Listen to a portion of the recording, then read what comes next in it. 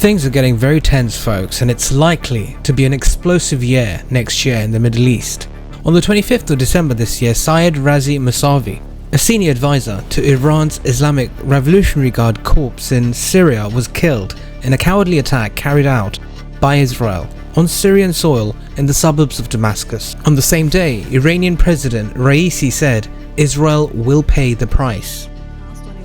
As soon as President Raisi's statement came out, it immediately attracted great attention from all over the world, and now all eyes are on Iran, and everyone's talking about how Iran will retaliate against Israel in the new year. Independent Islamic Republic.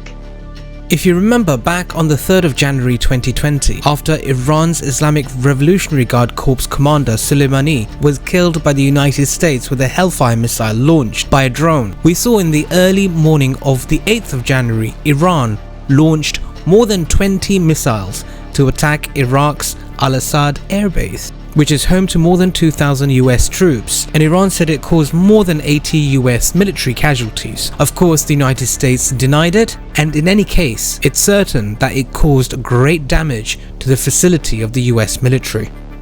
The distance between Iran and Israel is roughly about 1,500 miles. Iran certainly has the capability to attack Israel with missiles. We saw back in December the 24th, the Iranian Navy displayed a number of new types of weapons that it had just received. These include the retaliate cruise missile with a range of up to 1,000 kilometers, as well as the first reconnaissance helicopter. The Iranian Navy said the new weapons were all designed and produced by the Iranian military enterprise. Iran's Shahab-3 missile has a maximum range of 1,350 to about 1,500 kilometers.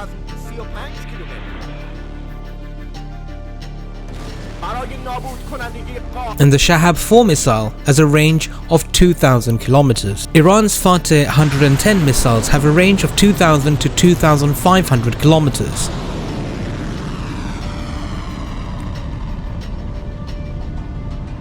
Therefore, this type of missile poses a greater threat to Israel, but Iran must weigh what the consequences of a possible missile attack on Israel could be. After all, as the great Sheikh Imran Hussein said, the plan is to get Iran directly involved and cause a global war. Iran must retaliate whatever the case. There's other options on the table, that is to use agents to carry out targeted assassinations of Israeli officers, something the Israeli Mossad do quite frequently, by the way, and get away with it. If Iran decides to follow this path, then it's likely that this could happen on the battlefield of Gaza, or even outside the battlefield, inside Israel, where high-ranking Israeli military officers operate. This approach is relatively simple and has minimal side effects, and would be considered an appropriate form of retaliation.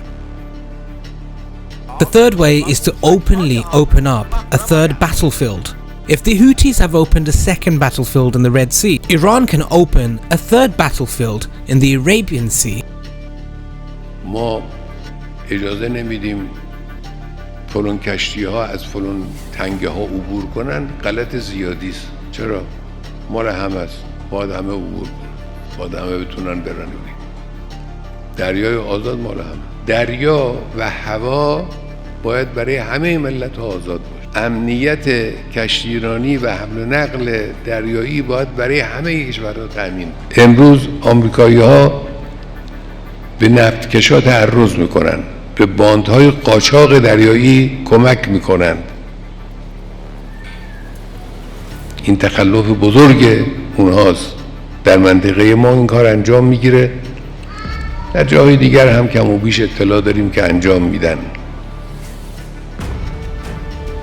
اینا نقض یک قانون بشری بین المللی غیر قابل Not long ago, the United States accused Iran of carrying out drone attacks on cargo ships sailing in the Arabian Sea, but Iran didn't admit to it. Well, after the death of Mousavi by Israel this time, it can't be ruled out that Iran will publicly announce that it will carry out attacks on Israeli-related cargo ships in the Arabian Sea. And this will increase the danger of Israeli cargo ships sailing in the Arabian Sea as well as the Red Sea. Since Iranian President Ibrahim Raisi has said he will retaliate against Israel, then the retaliation should happen. Otherwise, President Raisi will not be able to face the people of his country. The last retaliation against the United States was done in 5 days, and this time it's possible that the retaliation will occur in the next few days. The outcome of this retaliation will impact not just the Middle East, but possibly the entire world. Thanks for listening to the Independent Islamic Republic. Have a wonderful night.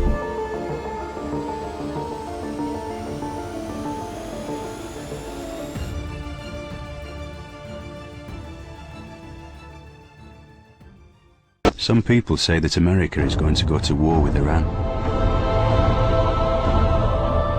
But before they do, they'd better listen to a story. A story that begins in a desert.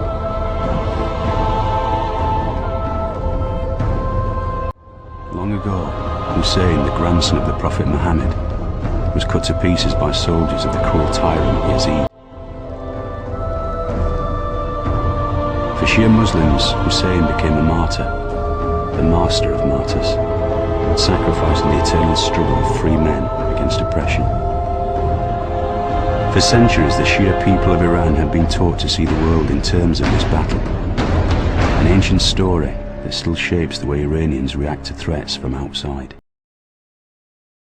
And if America does attack Iran, the story of Hussein might well shape the lives of all of us. جداه يا حسين لئن أخرتني الدهور وعاقني عن نصرك المقدور